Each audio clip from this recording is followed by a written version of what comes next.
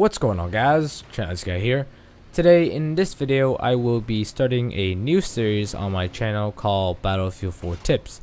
In this series, hopefully I can give you guys some important tips for you to become a better Battlefield player, and these tips can range from flanking strategies, extremely powerful weapons and loadouts, or even ways of using a vehicle in a very effective way, which I will actually be talking about in this video.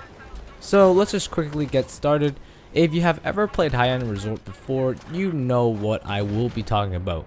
The attackers always have an impossible time actually trying to get through the first objective, even with all the different vehicles that Th3 gave them. That includes the LAV, scout heli, transport heli, and even the attack boat.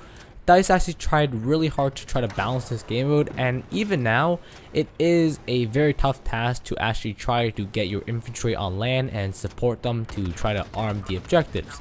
And the defenders are just always set up with the stingers and javelins, so anything that basically comes out of your base after the 1 minute mark or so will most likely be shot down or destroyed. So it just makes this game mode a very tough time for the attackers.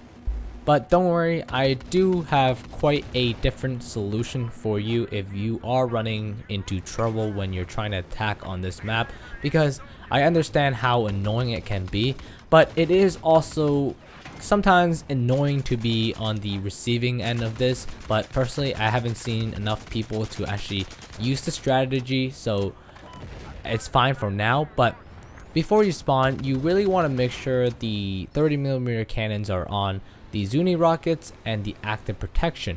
These three main attachments or customization will basically help you achieve this. This is designed to be an anti-infantry role, because you don't have to put any TV missiles on or tow missiles on, because there's no other vehicles on the enemy team, so you're basically focusing on enemy infantry. The reason why I told you to put the 30mm cannons on is because those things are just so effective against infantry. They just rip them up. 1 to 5 rounds should do, and you have quite some rounds, and if you know how to use these things effectively and not waste ammo, they can be a very reliable tool. I also chose the Zuni rockets because when your 30mm cannons are reloading, you want some kind of secondary which can also act almost as like the 30mm cannons. And lastly, I have active protection, which I think most of you guys are already running, but you guys know if you're running this thing has saved your ass so many times. So my tip of actually doing this to help your team is to just drive your boat as quickly as you can as you spawn into the enemy MCOMs. Just don't stop for anything. You just want to hit the dock straight on and then quickly swivel your boat to the side so it is parallel to it. Now what ends up happening is that you're actually using the wall or dock as cover, and the enemy team actually has a very hard time actually trying to destroy you. The only trouble I've actually ran into them destroying me is probably slams or C4. You just kind of gotta watch out for those people who are courageous enough to try to take on an attack boat one-on-one. But using this wall, you can actually dodge things like SMAs and javelins, and because you're behind this wall, the javelins actually cannot get a clear line of sight onto you and shoot you. Now as you are peeping through this wall, your cannon actually is just slightly above this dock, and you can actually have a clear line of sight on A, which is very helpful for your team to actually try to push up.